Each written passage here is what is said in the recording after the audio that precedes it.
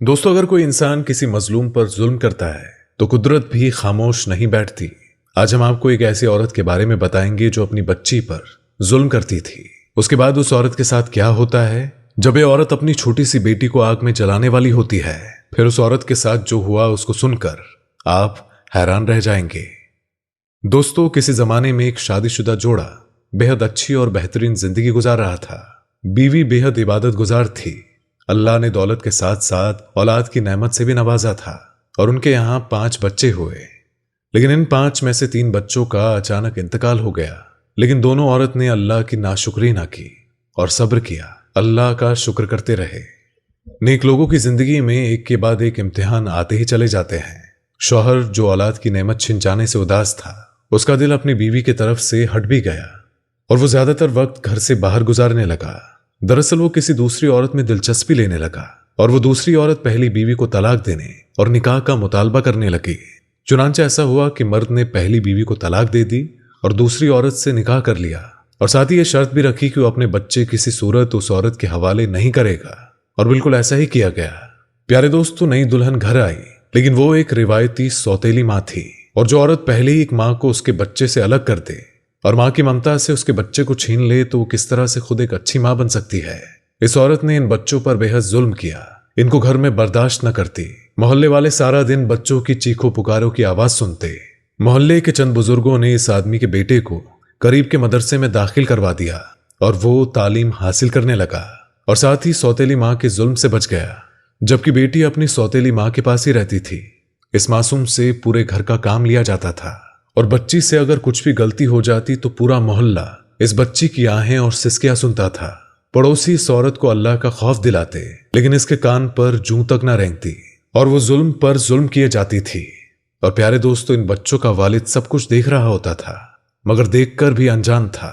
और ये जाहिर सी बात है कि जो अपनी पहली बीवी से बेहद मोहब्बत करता था, अपने बच्चों पर जान न्यौछावर करता था, लेकिन अब उसकी आंखों के सामने उसकी बेटी सिसक रही होती थी, दर्द से बिलबिला रही होती थी, लेकिन वो खामोश तमाशा ही बना रहता था। प्यारे दोस्तों, बच्चों की हालत ये थी कि कोई देखता तो ये कहता कि शायद कोई अपने जानवर के साथ भी ऐसा जुल्म ना करता होगा जिस तरह से सौतेली माँ इन बच्चों को अपने घर पर रखती है। वो बच्चे कितना कुछ बर्दाश्त करते।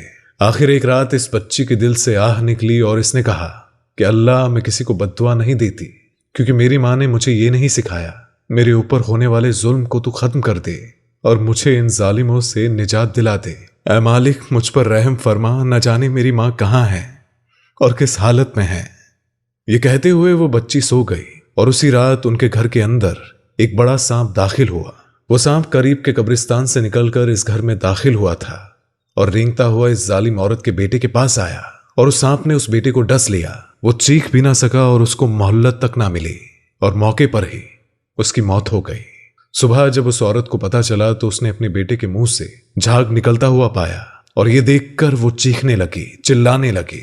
औलाद की नेमत उससे छीन ली गई थी और उसका अपना बेटा मर चुका था। बेटे की मौत का अचानक उसे सदमा लगा और वो औरत बर्दाश्त न कर सकी और वो पागल हो गई और दौड़ती हुई इस बच्ची के पास आती है जिस पर वो बेहद जुल्म किया करती थी।